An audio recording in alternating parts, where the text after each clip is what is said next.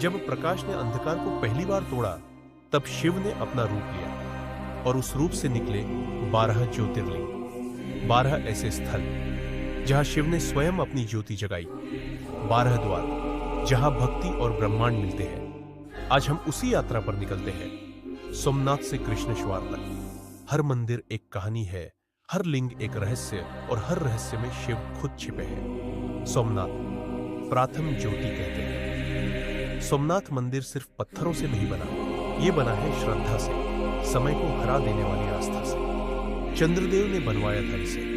जब उनका तेज श्राप से कम हो गया था, वर्षों तक उन्होंने एयूएम नमः शिवाय का जाप किया और शिव उनके सामने प्रकट हुए। उन्होंने कहा, यहां एक ज्योतिर्लिंग स्थापित होगा जहां अंधकार कभी टिक नहीं पाएगा। आज भी लहरें मंदिर तक आती हैं, पर शिवलिंग को कभी स्पर्श नहीं करती। समुद्र भी मर्यादा में रहता है। और जब भी मंदिर तोड़ा गया 17 बार, यह और मजबूत बनकर उठा, क्योंकि तोड़ा जा सकता है मंदिर का शरीर, पर आस्था का अस्तित्व नहीं।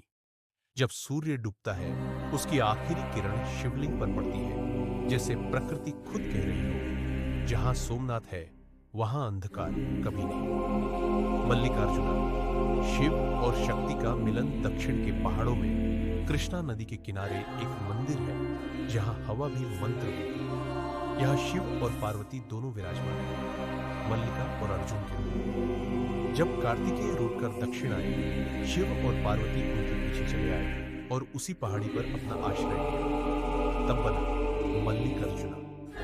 यह पुरुष और प्रकृति एक हो गए। गर्भगृह में खड़े होने पर लगता है जैसे प्रकाश भीतर उतर रहा हो और कोई आवाज कहती है, अपने भीतर के शिव और शक्ति को मिलाए। महाकालेश्वर समय का स्वामी उज्जैन के हृदय में है, महाकाल जहां समय चल रहा है। जब दूषण नाम का राक्षस अत्याचार कर रहा था, शिव ने महाकाल रूप धारण किया। उन्होंने काल को भी जीत लिया। मंदिर के नीचे 3 तल है। यहाँ शिव तीनों को एक साथ संभालते हैं। महाकाल हमें सिखाता है, जो समय संपन्न हो जाए वही अमर हो जाता है। ओमकारेश्वर, ओमकार, नर्मदा और कावेरी मिलकर एयूएम का आकार बनाती है। यही है ओमकारेश्वर। यह शिव ने विंध्य पर्वत के अहंकार को तोड़ा। ड्रोन से देखने पर नदियों का संगम एयूएम बनाता है। नाद ब्रह्म का जीवंत प्रमाण। सब कुछ एयूएम से शुरू होता है और एयूएम में ही समा जाता है। केदारनाथ हिमालय का हृदय, बर्फ से ढके हिमालय के बीच एक मंदिर जो हर तूफान के बाद भी अखंड रहता है। पांडव पाप मोचन के लिए शिव को खोज रहे थे। शिव भैंसे के रूप में छिप गए।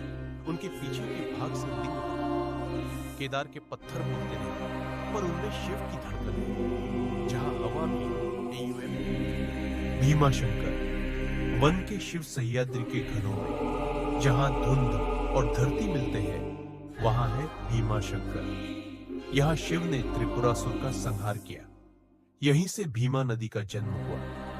कहते हैं यह स्थान पृथ्वी के मैग्नेटिक केंद्र के पास है। यहां खड़े होने पर शरीर में एक ऊर्जा दौड़ जाती है, जैसे शिव स्वयं सांस ले रहे हैं। काशी विश्वनाथ मोक्ष का द्वार कहते हैं। काशी मरने की नहीं, जीने की जगह है। शिव ने कहा था, जहां भक्ति हो वही काशी है। इस नगर के नीचे एक चुंबकीय कृण है, जहां ऊर्जा सदा प्रवाहित रहती है। काशी विश्वनाथ हमें याद दिलाता है, मोक्ष केवल मृत्यु से नहीं, अपने अंधकार से मुक्त होने का नाम है। त्र्यंबकेश्वर 3 मुखी शिव। नासिक के पास एक मंदिर जहां शिव एक नहीं 3 रूप में है, ब्रह्मा, विष्णु, महेश। यहीं से गोदावरी नदी निकलती है, पानी, प्राण और परम तत्वों का मिलन। त्र्यंबकेश्वर कहता है, हर अंतिम भी एक नया आरंभ है। वैद्यनाथ रोगन का निवारक देवघर में स्थित है वैद्यनाथ धाम। रावण ने अपना सिर चढ़ा दिया था यहाँ शिव को। शिव प्रसन्न हुए और वैद्य बने। यहाँ के जल में हीलिंग मिनरल्स पाए जाते हैं। यहाँ शिव केवल भक्ति नहीं, चिकित्सा भी देते हैं। वैद्यनाथ हमें सिखाता है, जो अहंकार त्याग दे वो हर रोग से मुक्त हो जाता है। नगेश्वर विष से परे, द्वारका के पास एक शांत स्थान जहां शिव ने अपने भक्त सुप्रिया को नाग राक्षस से बचाया। लिंगम स्वयं प्रकट हुआ, किसी ने तराशा नहीं, मानो धरती ने स्वयं शिव को जन्म दिया। नगेश्वर हमें याद दिलाता है, जो शिव के साथ है उसे कोई विष नहीं छू सकता। रमेश्वरम, रम का शिव भाग दक्षिण के अंत में, जहां समुद्र आकाश से मिलता है, वहां है रामेश्वर। यहाँ भगवान राम ने स्वयं शिवलिंग स्थापित किया। लंका युद्ध से पहले शिव से आशीर्वाद लिया। यहीं से राम सेतु शुरू होता है, जो आज भी सैटेलाइट से दिखाई देता है। एक विष्णु अवतार भी जब शिव की पूजा करे तो समझ लो, देवता अलग नहीं, एक ही ऊर्जा के रूप है।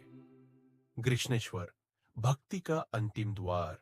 एलोरा के पास एक छोटी सी बस्ती, एक स्त्री घुश्वा।